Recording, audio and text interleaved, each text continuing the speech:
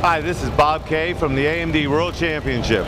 We're here in Sturgis 2010, and I have with me Nolski, who's just built this fine bike from Defiant Studios.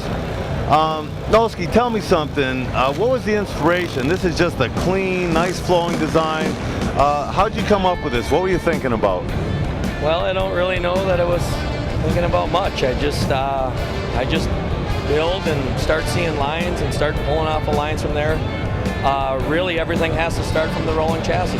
So once I build a frame, then it's all about fitting a tank and pulling it, and sometimes the sheet metal, when you're welding it, the way it shrinks or stretches, or the way you mock something up, just might catch your eye, and having the freedom to go with what you see a lot of times works out best. Well, let's talk about that. So your starting point was with the chassis. This is obviously not something that was purchased at the local bike shop or something. How did you come up with knowing that you had the right configuration and get these designs to flow like that? What's involved in the process of building a one-off chassis like this? Well, I guess knowing something about building frames helps. Having built a handful before this one, knowing what stretch works really good. I've been pretty lucky with 40-degree rig. It handles really nice. I don't think I tried going more than 40. My old GP racing days, 200 rear tire, 120 front. I mean, that's been the hot cornering combination for 20 years now. And so I'm kind of stuck on that just from my days of being a Formula Superbiker. And then making room for a fender to chain to fit through without notching it, taking the kind of think that's a little bit of a shortcut when you just cut the fender out. And so, you know, you got to do a lot of math. Like, this wasn't that hard because I had already spent the time coming up with a formula, and I have a lineal jig, so if I want to put a 6-inch neck on the front or stretch the rear axle, all I have to do is move my plates apart. And so for a lot of those things, the math's already done with like your transmission offsets and all that prior to this one. Well, that's just I shortened this one up. This actually did start out as a client's bike that kind of didn't follow through. So it was originally made for a guy that was under 6 feet. So and this particular bike, the inspiration was to be a little bit more mainstream than some of the bikes I'd already done. So cleaner, tighter, not as maybe voluptuous or bulbous or whatever as I normally, you know, it's a little tighter and narrower. Well, I think you've actually accomplished that very well. I kind of like the clean lines. The cherry color always does very nicely when you're going for that approach. But you've managed to have a little different shapes in your tanks and your sheet metal in general, the trim on the fender. So how did that evolve, getting that shape to fit right in there? Was it totally a matter of function, or was there a little thought to the form you were trying to achieve? Well, to me, everything's got to fit tight first. I don't know.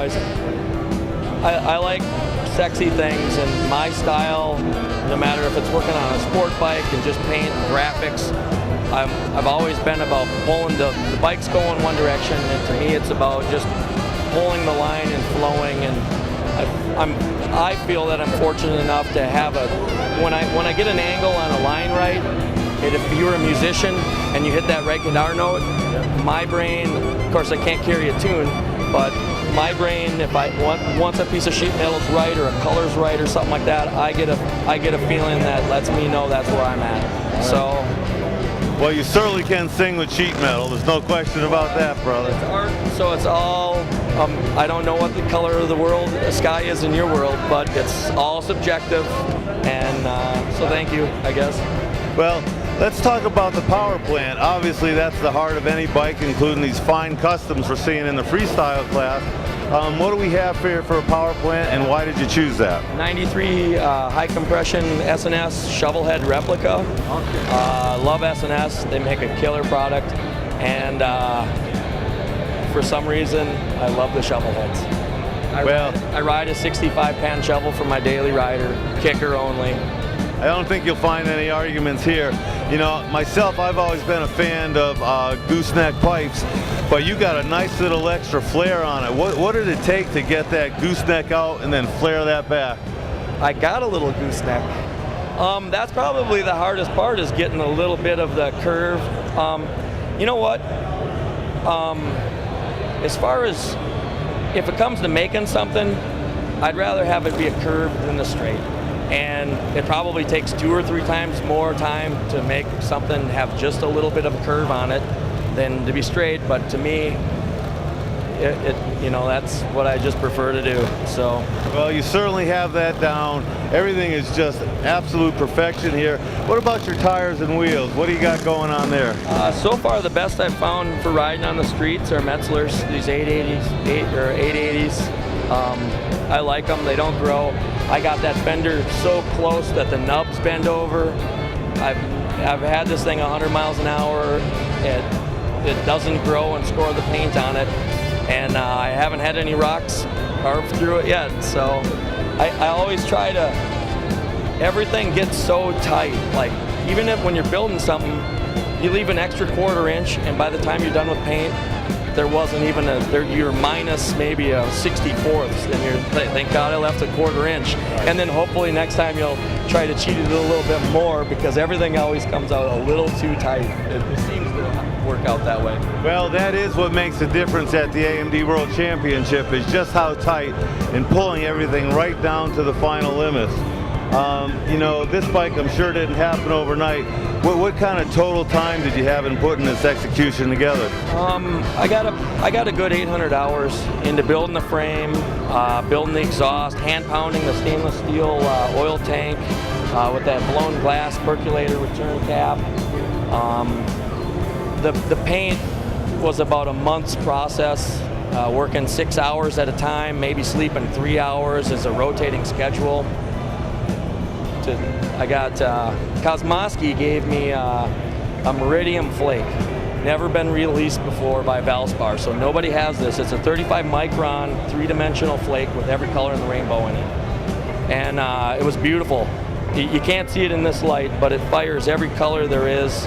And I ghosted it out in a raspberry candy. So I ended up putting 18 coats of candy with the flake, 15 coats of clear, 8 more coats of the raspberry with the flake in it, and then finishing it up with the rest of the gallon of clear. If you hold the light on that tank right, it looks like it's 2 inches deep. So, well, you know, I can tell that absolute flawless execution.